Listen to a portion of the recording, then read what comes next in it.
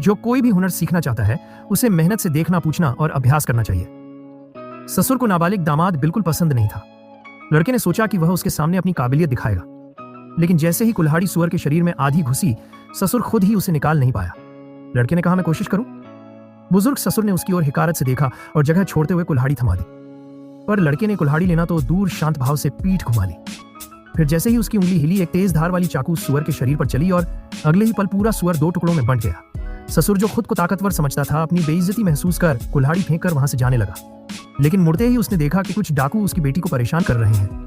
वो मदद करने को बढ़ा, लेकिन गिरोह के सरगना ने सीधे उसकी गर्दन पर चाकू रख दिया। ससुर बेबस होकर सिर्फ देखता रहा कि उसकी बेटी पर जुल्म हो रहा है। वह पूरी तरह मायूस हो ही रहा था कि उसका दामाद जोशीले अंदाज में वहां आ धमका। उसकी गूंजती आवाज सुनकर डाकू डर से सहम गए, लेकिन जब उन्होंने देखा कि ये तो एक छोटा बच्चा है तो फिर से अकड़ में आ गए और आगे बढ़े। तभी लड़के ने कहा, वो मेरी बीवी है। सबको लगा कि अब ये बच्चा पिटेगा ही, लेकिन बिना कोई देरी के दोनों पक्ष आमने सामने हो गए और लड़ाई एक पल में ही खत्म हो गई। जीत उसके नाम रही।